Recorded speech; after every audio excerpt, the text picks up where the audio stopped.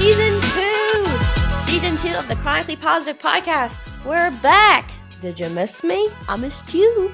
This season, we are diving deep into relationships, how love, dating, and intimacy intersect with chronic illnesses. Relationships can be challenging for anyone, but when you add the unpredictability of chronic illness, it brings an entirely new layer of complexity. Today, I'm joined by Danni, who has an incredibly powerful story to share.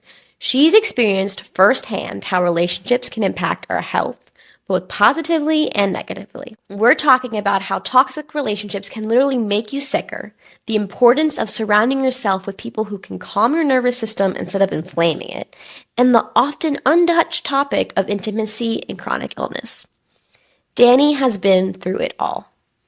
Partners who ignored her illness, partners who fetishized it, and ultimately finding someone who supports her in a way that actually works. She's here to share her story, the hard lessons she's learned, and what she wishes more people knew about love and chronic illness. So whether you're single, dating, or in a long-term relationship, this episode is for you.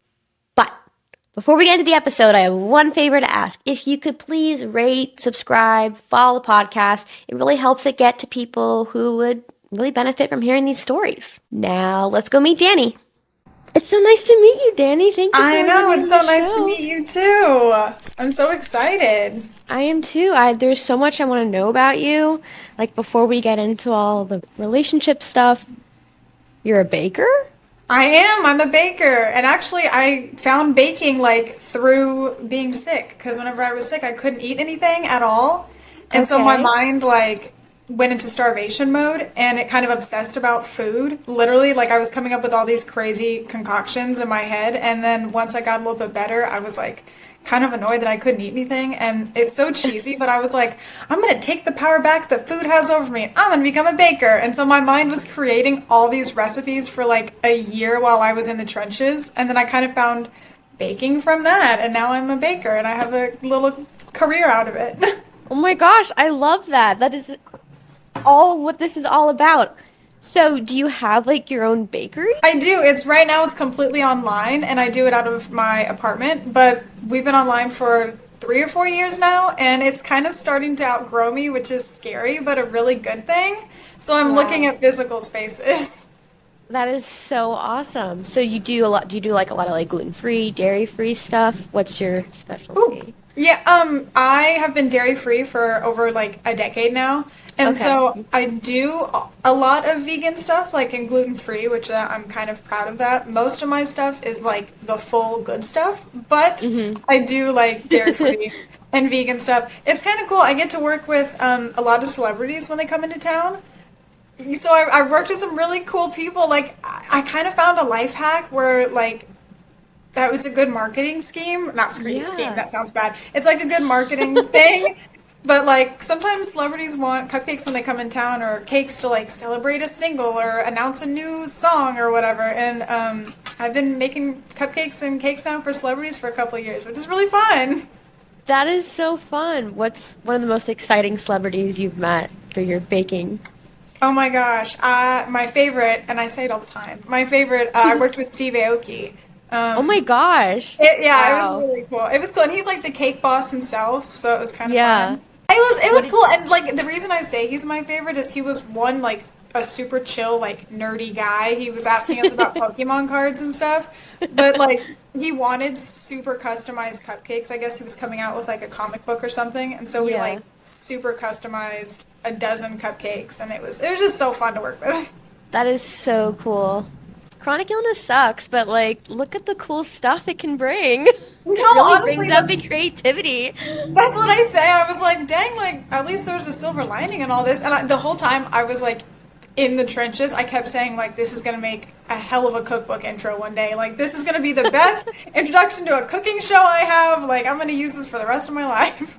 Oh my gosh, that's amazing. I love that so much. Okay, so this season is all about love. It's not just love, too. It's like platonic relationships, whatever it may be. So, I guess, well, take it back a little.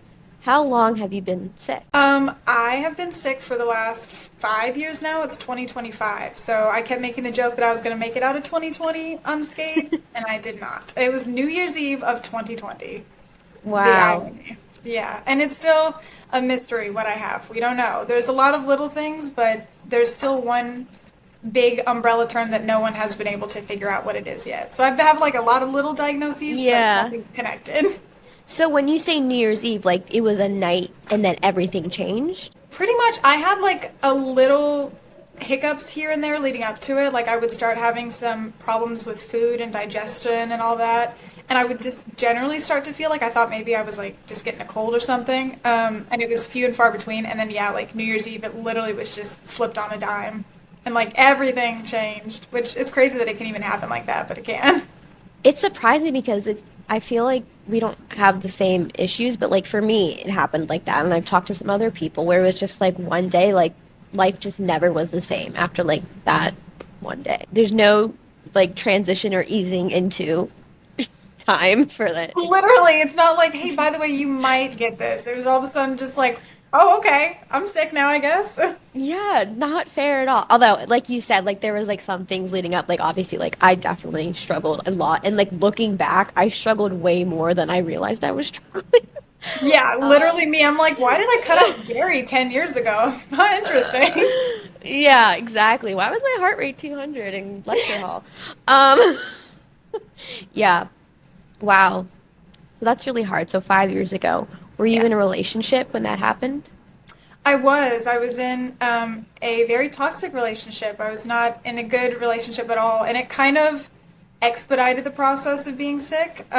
I was told like it was always going to happen, but maybe to the severity and the how quickly it came on, it might not have came on at that point in my life had I not been in fight or flight for a year before that. Oh, Um, absolutely. Yeah. Yeah, but I was in a relationship, and it kind of spurred, honestly, from like a panic attack that I ended up having because my partner at the time, I kind of caught him doing some things with some other girls that he wasn't supposed to be doing in a relationship. And I used to struggle with panic attacks as a kid. I used to have anxiety, but I hadn't had one in like 10, 15 years. And I didn't know that what I was having was a panic attack. And I had a panic attack like as soon as that happened. And the number one thing that was the number one like symptom, side effect, whatever of the panic attack was my stomach. Like I was so extremely nauseous and I was in so much pain, just like all over, and I didn't know what was going on. And then pretty much every single time that I had a little bit of anxiety for whatever reason after that, it was the exact same symptoms. Like my body connected the two and was like, okay, anxiety equals a flare. And Oh, yes. yeah, and then it was Never ending about cycle. Oh, it's literally, so and, bad. I know it. I know it. Yeah. and it was a terrible cycle too because then as I was trying to figure out what was wrong with me, I was getting anxious that nobody was figuring out what was wrong with me, which would just make me Right. feel worse, and then I'd get anxious that I was feeling worse, and then I'd feel worse, and it was just like it Oh my snowballed. gosh. Yes, I think people who are listening to this right now can totally relate because at least I can totally relate to that. And it's so hard to like get out of because it's just like one feeds the other and then it goes boop, boop, boop, boop. That's really hard. Literally, yeah. So, so how long did you, I'm assuming you're not still in this toxic relationship 5 years later, I would hope. Thank goodness. So, how did you get out of it? So we ended up dating through my whole when I was really really bad, and we were still together the whole time. I think mainly just because I was kind of like it. Long story short, it got pretty bad. I was in and out of the hospital all the time, and I ended up Yeah. losing like 30, 40 pounds. And it Wow. was like I couldn't walk, my bladder wasn't working, like no, things were not great. And I had to move back home with my mom. We were living together, this person and I at the time. And I had to live back at home with my mom for 6 months because I was, couldn't do anything for myself, and she was taking Yeah. care of me the whole time. And we stayed together throughout the whole thing. And when things got, really, really bad, he started pulling out maybe looking at engagement rings and stuff like that. And which in retrospect is very toxic, but at the time I was like, oh, this is so sweet. And then I ended up recovering. At the time, I didn't know this was a chronic thing. I just thought it was like a bad virus or something. Right. And so, whatever it was, I ended up gaining a little bit of my weight back slowly but surely. I was still struggling with like PTSD and an eating disorder that spurred from not being able to eat anything. It was a whole basket case. And I still like was trying to comprehend what happened, like personally to myself and to my health. And we stayed together. We were together almost 3 years, almost to the date.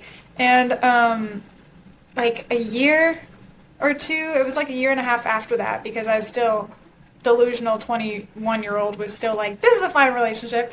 And like a year and a half after that, he ended up telling me during a fight one night, because we would fight all the time, he ended up telling me that 2 years prior, whenever I was sick in the hospital, he cheated on me while I was laying in a hospital bed and didn't tell me for 2 years.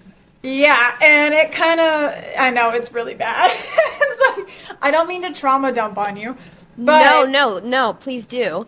That, oh. Yeah, it was a mess. And then there was because of that, it led to a whole bunch of weird connections in my head where whenever I was like asking him why it happened, which there's really no reason why, but I was asking why it happened, he kept saying, oh, it was because you weren't there, like you weren't at home, you weren't around, blah, blah, blah. And I'm like, well, I wasn't going out doing other things. I was like struggling to live in a hospital bed. And stuff like that. And then it kind of connected a lot of things in my head where it was like, being sick means I'm not there for people, meaning they're going to go out and do stuff like that. And so my head like kind of connected relationships with my illness a lot. And kind of after that, I ended up breaking it off, and my body went through like a little flare again, as it does. Yeah. And that's how I got out of that, unfortunately. But it connected, and it really messed me up for a long time. And then every relationship after that, I say every relationship, there were like 3, but every relationship after that, every time something like trust-wise would come up, or I got the sense that maybe somebody wasn't telling me the truth, my body would go through the same symptoms that it did that first time, and it would kind of cause a flare. But yeah, that's how I got out of that. Wow. Well, I'm so glad that you got out of that. That is honestly traumatizing. I mean, I can't even imagine. It's really taken difficult. a lot of therapy. I'm sure. Absolutely. So now, what are you single? Are you dating? Are you partnered up? What's the deal? Right now, I am partnered up. I went through a couple people that I was with after that original one. And it kind of took a little bit of me dating different types of people to find out exactly what I needed in a partner. And it ended up, I almost took a year off of dating too at the end of it before I met my current partner to kind of reevaluate what I really needed in a partner, and what I needed someone to do regarding my illness. I've dated somebody right after the original one who like didn't care one way or another that I had an illness. He was very nonchalant about it and very like, oh, it doesn't matter, blah, blah, blah. And I thought at the time, because I had just gone through the breakup with someone that when they cared about it and they said, you weren't here, I'm going to go out and, talk to other women or something. I thought, oh, this is a good thing. Let's just ignore that I have this illness. Maybe it'll go away, which was not the case. And so I dated somebody who cared about it not at all. And then after that, I dated someone who cared about it way too much. And which I didn't think was a thing, but it was like, again, because I struggle with a restrictive eating disorder because of all my health problems. The person I dated after that was very much so like, are you sure you can eat that? Are you sure this isn't going to hurt you tomorrow? Are you sure you can go out and you can do this? So it came from a caring point of view, but it would get me in my head a lot, where I was like, I don't know if I can. Yeah, maybe I shouldn't. I don't know, which is not a good thing for my anxiety and my mental health regarding this. It's so interesting you say that. Sorry to cut you off. It's so interesting you say that because, and my mom knows this, my dad knows this too, like when I was really sick, they would say stuff like that. And it would like really hurt me more than it would help me. Mm-hmm. And it would really make second guess myself and like limit myself.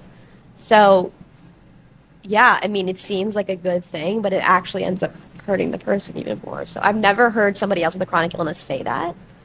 Maybe I just haven't talked to enough people yet, but that's really interesting Yeah, well, because, I'm glad to hear that yeah, someone else has gone through that too, because I hate to always be like, no, they cared too much, because it comes from a good place. It really absolutely, does. it comes from a great Yeah. place. I love you, mom and dad. I'm just Yeah. no, but I totally get it. And you like Hmm. start questioning yourself, and rather than just doing something, and then you probably end up being fine without even Yeah. thinking about it. And Okay, then you think sorry. about it Yeah. all the time, which is why now Exactly. I call my partner right now like my little Goldilocks. He's like perfectly in the middle where he'll push me a little bit, but if I say no twice, he'll be okay with it. Like he Uh-huh. won't push me too much, but he gets me out of my comfort zone a little bit, which is exactly what I need because I get stuck in Right. habits and routines and cycles and Yeah. stuff like that. So it's Mine perfect. does that too. It's really Good. important to sometimes have that push because it can be scary too. Like, so it's good to have a cheerleader. Okay, sorry, I cut you off. I don't know if you're gonna remember what you were gonna say. I I think that's what I was going to say. I was just saying Okay. I was dating someone. I also it's really interesting too. I think and I don't know if like other people can relate, but at least for me, whenever I took like a year off and I was kind of trying to figure out like who I needed and what kind of person I needed, Yeah. um, I didn't think about it at the time until it happened. But the person I'm with now, he also went through a lot of stuff that kind of equates to what I've been through at a young Mm, age because going through, stuff that we go through at a young age, it's kind of hard for other people our same age to relate to that, which is why yeah. I've never like faulted people that I've dated in the past. It's hard to tell another 21-year-old like, no, I just went through a near death experience and I'm trying to wrap my head around it. Yeah. And so the person I'm dating now, he's also been through a lot of stuff, and he also looks at life the same way I look at life, which actually really helps. And I didn't even know was something that could Yeah. happen until it happened. Um, but yes, I like him a lot. Things are going well. That's so great. How long have you been together? About 7, 8 months, but it was one of those like once we were together, we were kind of like, oh, this makes sense. This is it. Like, okay. Yeah. Oh, that's so nice. How did you meet? Actually, online dating. Me too. No Which way! app or which site? We did Hinge. Yep, that's the one I use. Oh my gosh, that's great. That is I literally when I took a year off, I kept thinking I was like, man, I'm making the worst choice in picking people to date. Maybe a computer can do a better job than I can. And Oh, then so were all the people before like from meeting like in person, like happenstance? yeah, this was the first time I've ever been on a dating app. Yeah, so the first date that I did on Hinge was now the guy that I'm with 3.5 years later. Oh my gosh. It's scary. Were you really picky in like who you'd meet in person? I was so picky about it. I was crazy picky. I only went out on one other date besides this one, like besides meeting him. I was super picky. And I tell everybody, I'm like, because my mom is also single, and so I try to Yeah. like, I'm like, Mom, you should join a dating app. And she's always like, no, no. And I'm like, Mom, I Frankenstein the perfect partner. Like I picked exactly what I wanted. I filtered exactly who I wanted, and I found him. Oh my God, that's amazing. Yeah, I don't know if a lot of people think like this, but I think like I was like, could this person be a murderer? Oh yeah. Oh, as women, are you kidding? We think about that all the time. Anybody. I did the same thing where I was like, okay, we can meet, but I'm driving. I'm picking the place. We can meet there. I'm not going anywhere with you, basically. That's what I did too. So like we met at a public, we went bowling, and he's like, I can pick you up, and I was like, no, I'm gonna drive myself. That's okay. And now he's like the sweetest guy, and I feel bad, but like, if you're a girl, like, it's scary out there. Literally, that's like the same here. Now I look at him and I'm like, I can't believe at one point I thought you could possibly murder me. But like, you text your friends before and you're like, I'm gonna be at this location. This is his Instagram. This is his full name in case something happens. Literally, yeah. That's so funny. Okay, so when you started dating, did you tell them, like, I think this is a question that a lot of people have, like, when do I tell the person I'm seeing that I'm sick? That and honestly, I'm not gonna lie, that was the hardest thing. I had didn't know that that would be so difficult. Like I said, I went on one other first date before I met him, and Yeah. I ended up sharing like I kind of waited, like 3 weeks before I was kind of like, okay, so I go through this and I don't know why, but for me, it wasn't so much telling somebody that I have a mystery illness, which is a whole other thing, but telling somebody I get like infusions at my doctor's office every other week and Mm-hmm. stuff like that. You know, I do blood tests all the time, I do Yeah. other tests all the time. And so to me, it was almost harder to tell people that because it almost makes it seem more real that you have something, not just like, Right. I have a tummy ache all the time. Um, and Right. so I was like super nervous to tell him, and he actually kind of ended up saying like, okay, like thanks, but like it was kind of a lot for him, which is understandable. And it kind of made me feel weird to talk to anybody else about it. And I was like, oh my God, what if like someone can just say this is too much? And bless his heart, the person I'm with now, he kind of shared a lot about his past. He's in AA. He's told me I'm okay to talk about it. He's in AA and he's sober. And so he kind of was like, hey, like, I have this thing to tell you. And he told me about, like, everything that he's been through and all of his past. And he said, if that's too much for you, like, it's okay. I understand. You could leave. And I was like, this is going to work because. And Let I, me like, tell you something. literally, and I, like, shared everything with him. And we were both very much so, like, just shake hands. We were like, okay, sounds good. Um, Oh, that's but I so good. did have to think about it. You know, it was really nerve wracking, and it's still nerve wracking. I Yeah. hate that. Like, I hate having to tell people that. Absolutely. It's hard to, like, even like for every like around Thanksgiving, my everyone at my high school like always gathers at like a bar or whatever. In the past 3 years, I've avoided it because the thought of like having to explain anything, or like if I had my role later, just like when growing up they saw you as this one person for like 15 years, and Hmm. then having even to people that you know, it's very difficult to explain to someone you don't know or someone you do know. It's just you don't know how someone's going to react. Yeah, Um, I mean, that makes total sense. I would completely see what you're talking about, especially because, like, I don't drink, I don't go out with and party or anything. And so sometimes yeah. it's difficult. But yeah, I totally get it. And especially I have, like most of the time, knock on wood, looking at me, you can't tell that I have an illness except the days that I have really bad flares and I can't get up off the couch or I'm Right. on my period or something. And so a lot of times I've had people go, "Oh, well, you don't look sick. Like, what do you mean you have something wrong with you? You don't, well, I saw you dancing at a concert yesterday." And I'm like, "Yeah, but I was on a couch for 12 hours today and paid because I danced at that concert yesterday." Mm-hmm. And so Exactly. I struggle a lot with people doing that as well. And so I totally get it. I can't imagine having to tell all the people from your high school. That would not be fun. Well, I didn't do it. Good, I good. You didn't don't have go. to. No. But also, I mean, I'm sure some of them have seen my account at this point because I share a lot of my personal account posts that I put on this account. So hopefully I wouldn't have to explain. But I did run into one of like my parents' family friends, and they're like, "Oh my gosh, what happened?" And I was like, I literally froze. Like I did not know what to say. I was like, I have a chronic illness now. That's literally what I didn't know what to I'm not doing well. I'm I'm sick. not doing well. And I looked at my mom, and she was like, "Yeah, I was been dealing with some stuff." I like turned like bright red and then ghost white. It was I bad. like she's been dealing with some stuff. I think she started to like we were both like deer in headlights. Um, yeah, the rollator really throws people off that you know that don't know what's or like any mobility aid. Like if they see you with one, they're like, "Oh my God, what's Literally. wrong?" Which is like valid because like they'd have never seen you like that. They assumed that I had like a leg injury, and I was like, I wish that was the only thing going on. I understandable. I was like, yeah, maybe I could heal from that. Yeah, right. Dang, that sounds nice actually. Okay, anyways, so since your partner was an AA, that means he doesn't drink, you don't drink. That's really great. That was the Well, biggest yeah. thing because people my age, I'm about to be 25, and so Mm-hmm. people don't think that it's like a big deal when one person drinks and one person doesn't.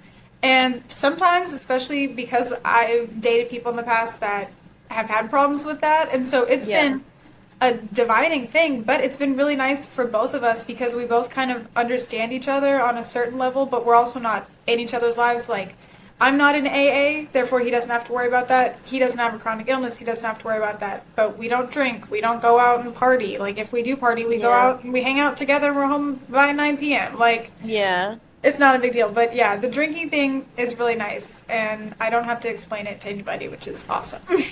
That is so awesome. So I stopped, or I guess I never really started, because anytime I drink, I would feel really faint. Like when I had my first alcoholic drink in high school. Because alcohol dilates your vessels or whatever, and if you have POTS, and you can pass out, whatever. So, like, I didn't drink at all in high school, college. So, like, there were times, so I dated this one guy in high school, and, like, he was like, you're so uncool for not drinking. It would, like, pressure me, and, like, I didn't know I had an illness at the time, but I was like, when I drink, I literally faint. Like, why do you want me to be drinking and then passed out on the couch? Like, so there was times where, and this is so bad, I would take a beer can, go to the bathroom, spill it out, and then fill it up with, like, sink water. And, like, Oh he my would gosh. think that I was drinking, which is so bad. I was You know, 17, so, like, whatever, I didn't know. it's But, so interesting that you say that, actually, like, Loki, because my sister has POTS as well. Um, okay. and so, yeah, obviously we got something, because my mom has Sjogren's, so there's something going on in the family. You got but, one thing, there's, yeah. and that's what I've been, and I, just quick tangent, I've been told that with autoimmune disorders, I didn't know that it wasn't like, my mom has Sjogren's, my sister and I are going to have Sjogren's. It's like when you have an autoimmune disease and you have a kid, it opens the door up to like anything. Like you have Oh, more yeah. of a chance to get anything. And not to mention, I did a test and I came back, I have a positive ANA marker, but they were still like, anyway. My Yeah. sister has POTS, and Okay. so she doesn't drink either. And Yeah. she's in college right now. She goes to A&M. When she does drink, she gets like broken blood vessels all over her feet and up her legs. Yep. And she's on medication now for the POTS, and it's better, but she still, downs the salt packets all the time and drinks a ton of water, several Stanley cups of water a day. Yep. But she did the same thing. So I don't know if you know anything about A&M, but they do this thing called a ring dunk, and you put your class ring in the bottom of a pitcher of beer, and it's a huge tradition, and everyone does it, and then you chug the pitcher of beer. And it's a disgusting habit that it's like a disgusting whatever Yeah. tradition that they do. It's gross. Everyone throws up. But my sister was like, well, I can't do that. Obviously, what am I supposed to do? So she like put it in the pitcher and poured a little bit out to a lot of the people, the family that were there, and like helped Yeah. her boyfriend and everything. But, and I'm going to say this on a podcast, but I did, whenever we were at the ring dunk, she came around to my friends and I, and she ended up like without anybody seeing, she was like behind us, and we all were like turning around and kind of guarding her, and she like shoved hers down the sink. She did the exact same thing you did. She poured her beer Good. cup down the sink and like took a sip at the end and was like, I did it. I So, love that. It's Yeah. interesting that you say that because she just did the same thing too. But That makes me think of something. So this is something that no one knows, and I'm revealing it now on the podcast. It's not really a big deal. So for my 21st birthday, I had a party with a bunch of my friends, and then we went to a bar at midnight. And my parents were there. I love my parents; they're always a part of everything. And because they also had to be there because not everyone was 21. And so I ordered like my first drink, and my mom, I talked to my mom. I was like, "Mom, like I don't want to have alcohol, but like I don't want to like not like." What do I do? And they had a non-alcoholic beer, but everyone at the party thought that I was having my first alcoholic, like legal alcoholic drink. And I love that for you. That is so now awesome. everyone knows. I love that. That is And so I was even like, woo, like, woohoo. I feel it. Like, I how was your love first that. legal drink? I was like, it's so great. Like, It's great. I love that. I had a 21st birthday party for myself too, and it was like one of those because I got sick, December 2020, and then my 21st was March 2021, and I was like denying that something was wrong with me, and so I was like, I'm gonna throw a party. I'm gonna have all my friends over. Nothing is wrong with me. Meanwhile, I was like struggling to just breathe. Right. And And I was like, nothing's wrong with me. I don't know what you're talking about. And I threw a 21st birthday party here, and all my friends were drinking. And I don't drink. I'm like never drink. I don't like the taste of alcohol. Yeah. And so it was so rare that I even drank. And they were pouring like shots, and they were like, oh no, we'll give you a champagne shot. Like that's it. It's not, we'll all take, vodka or whatever, and we'll do a champagne shot for you. And it was like, this is the baby drink. You can do it. And I like have such a vivid memory of taking the shot in 2 sips because I'm a baby, and I took the shot in 2 sips, and I have a distinct memory of like instantly feeling awful, and I had such like an inkling in my head that I was like, oh, something is so wrong, like something is really wrong, and it was like I've never been able to like take a sip of champagne since because my brain was like, oh my god, you did this, and then it felt bad. And the next day, like, I was in the hospital, and it was a whole big deal. But I remember... Oh, gosh. I know. I remember alcohol. Like, I remember that night, I, like, called my mom, and I was like, something is not right. Like, I don't understand. Like, I just took 2 sips of this champagne, and I feel absolutely awful. So, man, alcohol is crazy, which is why it's nice now that I don't drink, and I don't have to worry about somebody drinking and vice versa. It is so nice. That makes me think of when I tried again one time in college. I went to a party, and I turned to my roommate, and I was like, I can't feel my legs. Like, they weren't moving. Like, I couldn't, like, I had to think really hard to make them walk. It has to do something with, like, autonomic dysfunction or whatever. And, like, I came home and I, like, cried and cried because I thought that I was dying. You're like, I can't. And that was, like, the last time. That was it. After that, I was like, your girl can't drink. And that was, like, half a beer. Like, not even. And, like the natty lights that have, like, no alcohol percentage in them at all. It happens. I mean, yeah. Yeah, but I have this thing where even before I got sick, I don't like not being in control of how I feel, so I never smoked weed. I never, like, drank to get drunk. And so, like, I don't feel like I'm missing out because I love to be in charge on how I feel, even if it's something that makes me feel good. Like, I need to be driving the car. Like, I need to be the one, So whenever I just, oh my God, it just caused so much anxiety. Like, even when I'd be around people smoking a ton of weed, I'd be, like, panicked. Like, it was going to go inside of me and make me crazy. We are kindred spirits because I've told everybody that's why I never drink, because people in high school were always like, why don't you drink? Why don't you smoke? And I was like, and I say the same thing. I don't like to not be in control. And my therapist now laughs at that because I'm like, I want everything in my control at all times. But literally the exact same. So I never smoked, I never drank, and then when I got sick, like, because I was in so much pain and I wasn't eating, my doctor literally, like, shut the door, and I always say that I can't say his name because we're in Texas, but he shut the door of his room, and he was like, have you tried smoking marijuana before? And I was like, no, of course I haven't. And he was like, you should try it. And I ended up, like, medically using it for a year because I had to survive. And so I make the joke now that I'm like, I never did. My entire life, I never did. Well, like, I think of it like medicine. Like, whenever it comes to new medication, terrified to try a new medication. Like, anything so that's scary but you did it and you were okay.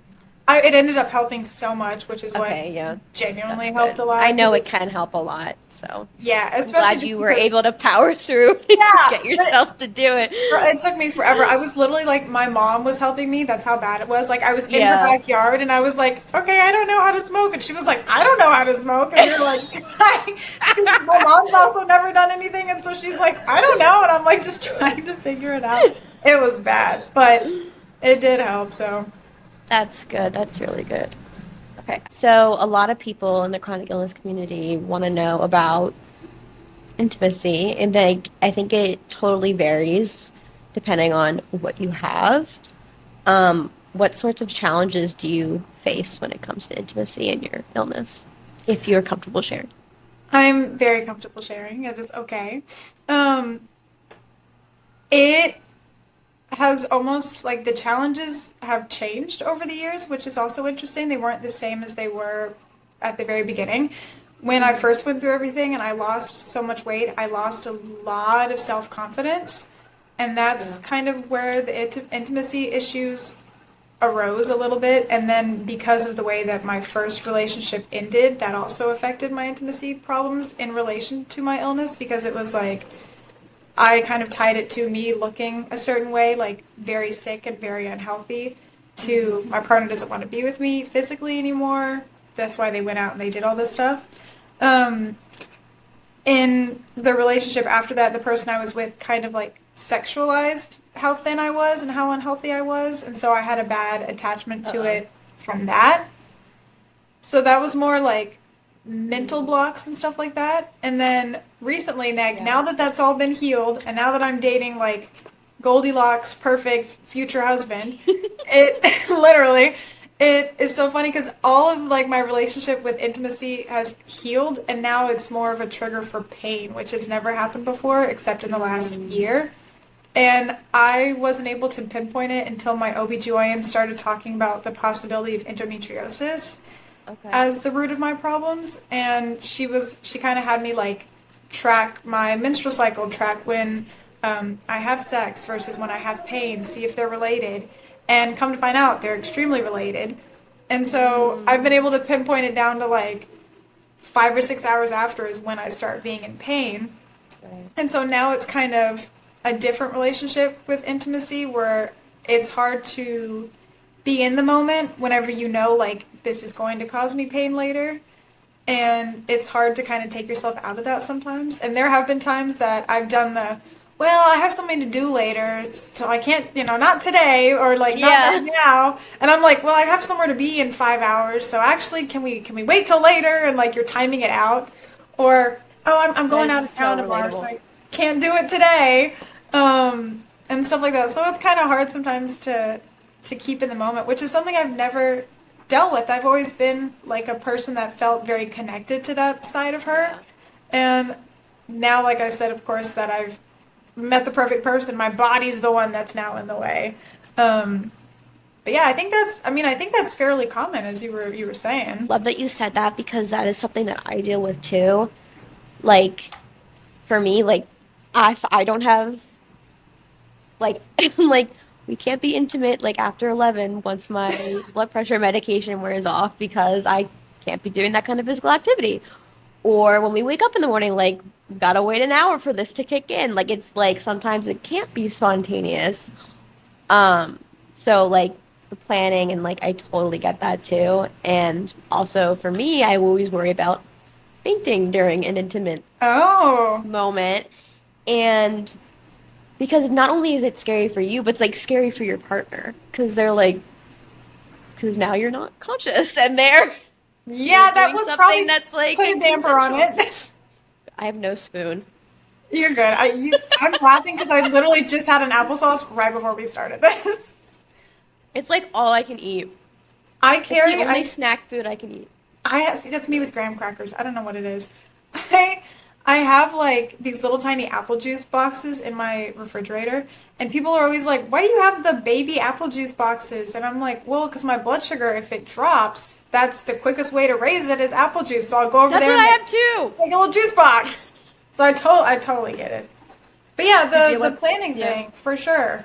yeah, Or like, I don't know how open I can be, but it also depends sometimes on the position. For me, a lot of times yeah, with my problems, and I'll be like, well, no, I got something to do tomorrow, and if we do it here, and my partner also knows that too. I've been open where I've been like, hey, I've been able to pick, because he helped me too, where he was like, we did like experiments where we were like, let's count down, let's try this day, let's see what yeah, yeah, happens. yeah. And I know it was hard for him too to kind of know that like not directly correlated to him, but like it's going to Yeah. put me in pain. And so it was kind of hard for him as a partner to be like, "Are you sure? Like this is okay? Like I don't want to hurt you." And I've always been like, Yeah, "If I'm saying it's okay, it's okay. Like I know it's coming." yeah. No, totally. And there have been times where I've like stopped in the middle before, and I've been I feel too sick. Like I can't. This made me feel a certain type of way, or my body's reacting in this type of Yeah. fashion, or even like in terms of my PTSD, sometimes it acts up during sexy time, and stuff like that. And so I totally get it. Yeah, totally. And like it's also hard because then after like having to stop, we feel bad.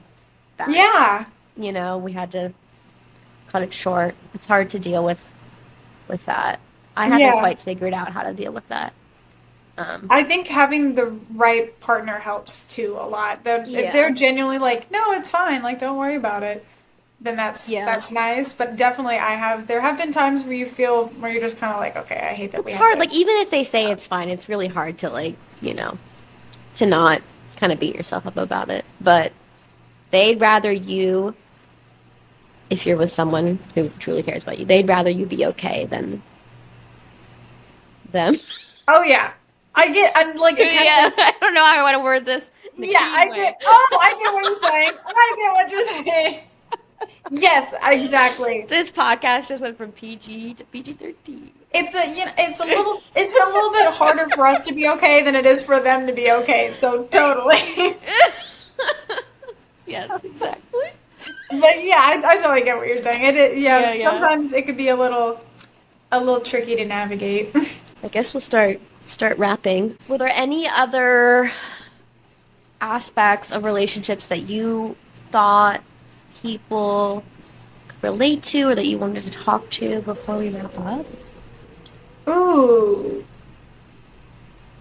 my goodness, what a tough question. I don't know. So much pressure all of a sudden. I No, don't know. no. Maybe just stressing the importance of like I would say I wouldn't be in the relationship I was in now if I didn't take the time to figure out my own stuff. Yes. And I kind of had to learn to put myself first, which is something I never did. And that even if I ignore my illness, it's not going to go away. And so I kind of had to come to terms with that first and accepting myself as Yeah. myself before I tried to find somebody that could also do that. Because, I mean, for partners, asking you to, like, you're not only taking me, but you're also taking this lifelong chronic illness as well, Right. is something pretty big. And so I think I think that's a big thing is to kind of learn to accept yourself with your illness as well and then figure out what you need before. Yeah, I think that's so important. And for me, unfortunately, I got sick 3 months into dating my boyfriend. Oh, wow. So it was very difficult.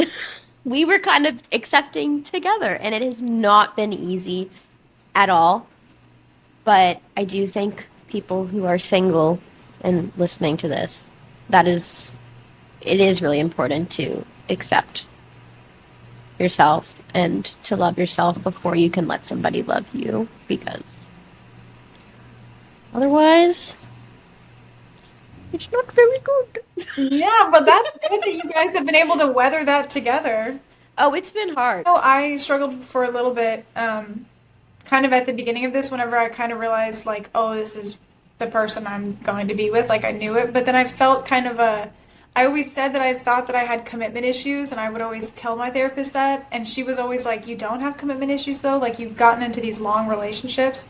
And I come to find out it's because, like, I have a commitment issue with feeling like I'm a burden to somebody, like committing to somebody because I feel like not I'm stuck with you, but I'm scared that you're stuck with me for the rest of your life. Yep. And so That I majorly felt like a burden before, not for any reason that my partner's doing, but just me in general. As I'm like, I'm making you live with this are you sure you want to deal with this for the rest of your life? Like, are you yeah. positive? Totally. The amount of times, like I told my boyfriend when I first got sick, I was like, "Man, you didn't sign up for this. Like, if you want to leave, like now is your Yeah. chance. Otherwise, like it would be really awful."